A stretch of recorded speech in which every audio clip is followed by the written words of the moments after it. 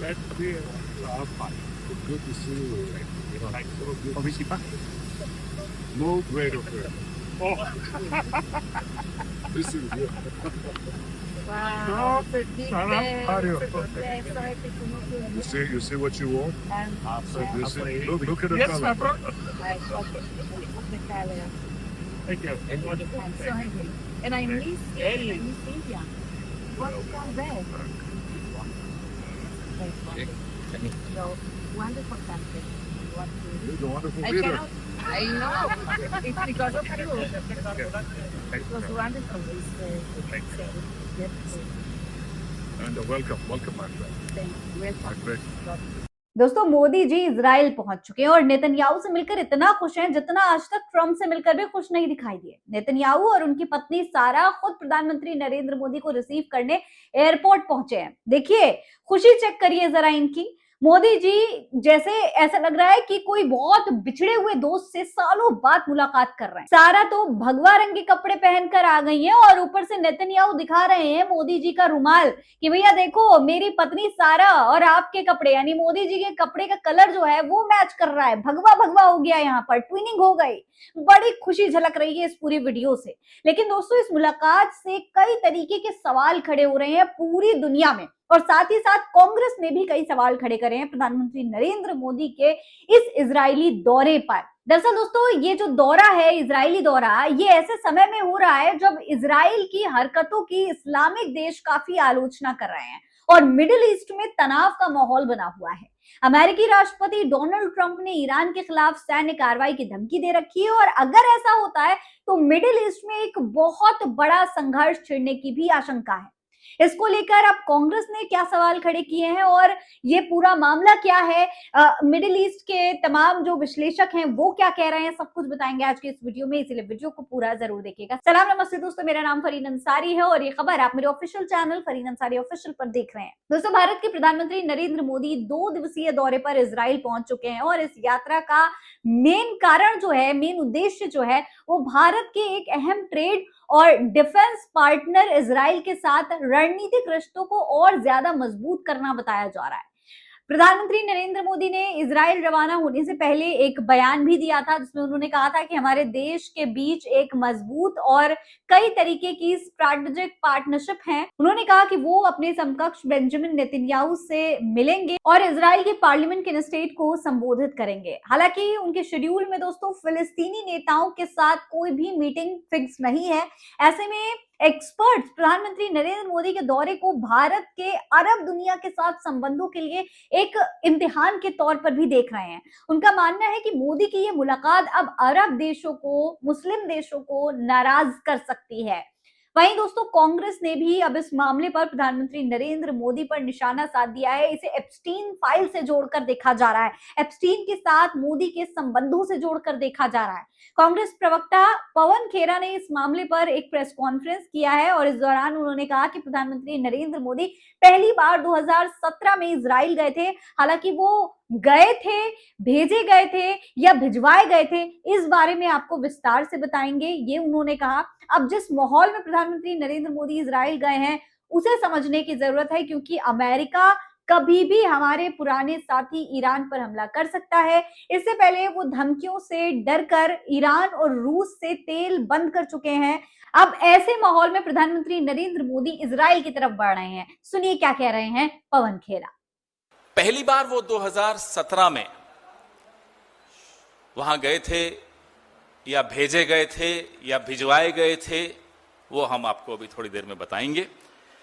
लेकिन जिस माहौल में इजराइल का ये दौरा हो रहा है, उस माहौल को भी समझना जरूरी है। जो हमारा एक बहुत पुराना साथी है ईरान, उस पर अमेरिका हमला बोलने की काफी खबरें आ रही हैं कि कभी भी हो सकता है। इस माहौल में प्रधानमंत्री जी इजराइल गए हैं। धमकियों से डरे प्रधानमंत्री जी, ईरान और रूस से हमारे जो व्यापारिक रिश्ते थे उससे किनारा कर लिया और इजराइल की तरफ दोनों हाथ खोलकर बढ़ रहे हैं गले लगने।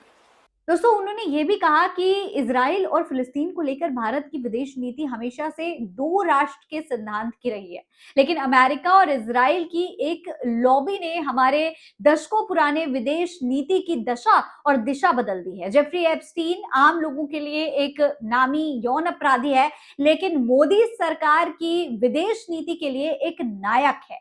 मरने के बाद भी जेफरी एप्स्टीन मोदी सरकार के फैसलों और इसकी नीतियों में जिंदा है। कहना गलत नहीं होगा कि एप्स्टीन नरेंद्र मोदी की विचारधारा है, ऐसा पवन खेड़ा ने कहा। सुनिए। भारत की जो विदेश नीति रही है, हमेशा इजराइल और फिलिस्तीन को लेकर हम दो राष्ट्रों के सिद्धांत पर हमेशा चले हैं, इसमें कोई शक किसी को नहीं होना चाहिए, और मानवीय आधार पर यह हो इसका हम हमेशा समर्थक रहे हैं। लेकिन अमेरिका की, इजराइल की एक लॉबी ने हमारी दशकों पुरानी विदेश नीति की दिशा बदल दी, उसकी दशा बदल दी। We've had a very established foreign policy with regard to Israel and Palestine. But ever since Mr. Narendra Modi became the Prime Minister, a particular lobby of Israel and America got active and changed the direction of our foreign policy very decisively. अब जो files हैं Epstein साहब की, Epstein को साहब बोलना जरूरी है इस देश में, नाराज हो जाएंगे मोदी जी, इसलिए मैं एप्स्टीन साहब बोलूंगा, आपको बुरा लगे तो माफी। तो एप्स्टीन साहब की जो फाइल्स हैं, उन फाइल्स ने पूरी की पूरी क्रोनोलॉजी समझा दी, पूरी की पूरी क्रोनोलॉजी आपको यहां समझ में आएगी। और इसमें अकेले पूरी नहीं है, इसमें अनिल अंबानी भी हैं। आज एक और कैरेक्टर, एक और पात्र का इसमें आज एंट्री होती है। अब जेफरी एप्स्टीन मेरे लिए, आपके लिए, किसी भी सामान्य व्यक्ति के लिए एक नामी यौन अपराधी है, एक बलात्कारी है, एक पापी है। लेकिन हमारी मोदी सरकार के लिए, हमारी मोदी सरकार की विदेश नीति के लिए, मोदी सरकार की रक्षा नीति के लिए एप्स्टीन एक नायक है। देखिए साहब, एप्स्टीन भले मर गया, एप्स्टीन हमारी सरकार के फैसलों में, हमारी सरकार की नीतियों में जिंदा है। एप्स्टीन एक विचार है, एप्स्टीन मरा नहीं करते, विचार कभी मरते नहीं है। एप्स्टीन नरेंद्र मोदी की विचारधारा है, और मैं दावे के साथ ही कह रहा हूं। वहीं इस्लामिक देशों के आलोचकों का कहना है कि ईरान के साथ मौजूदा दोस्ती उनके अपने पुराने सिद्धांतों से भटकाव की तरह है। अल जजीरा ने लिखा है कि विश्लेषकों का कहना है कि पीएम मोदी का ये दौरा एक तरह से वेस्ट बैंक में इजरायली नीतियों को समर्थन देने के तौर पर भी देखा जा रहा है। ये दौरा ऐसे वक्त में हो रहा है जब दुनिया भर में नेतन्याहू ने अपनी विश्वसनीयता खो दी है और इंटरनेशनल क्रिमिनल कोर्ट में उनके खिलाफ वारंट जारी हो चुका है। ऐसे में दुनिया के सबसे बड़े लोकतंत्र के नेता को बुलाकर वो खुद को मजबूत दिखाना चाहते हैं। हालांकि भारत के कई विश्लेषकों का कहना है कि ये यात्रा भारत की विदेश नीति की परीक्षा भी हो सकती है, क्योंकि उसके सामने इजराइल और अरब देशों के साथ संतुलन बनाने की चुनौती होगी, क्योंकि अरब देश नेतन्याहू के पूरी तरीके से खिलाफ हैं, ईरान के समर्थन में खड़े हैं, और इन सब के बीच भारत के प्रधानमंत्री का यूं इजराइल पहुंचना कई तरीके से इस्लामिक देशों को नाराज कर सकता है। विश्लेषकों का कहना है कि भारत ये दिखाना चाहता है कि वो इजराइल के साथ अपनी साझेदारी के प्रति प्रतिबद्ध है, साथ ही वो मध्य पूर्व में अपनी प्राथमिकताओं को संतुलित करने की कोशिश भी कर रहा है। खैर, इस मुलाकात का क्या नतीजा होगा ये तो वक्त ही बताएगा। फिलहाल इस पर आपकी क्या राय है, कमेंट बॉक्स में लिखकर हमें जरूर बताइएगा। फिलहाल इस खबर में इतना ही। जय हिंद, जय भारत।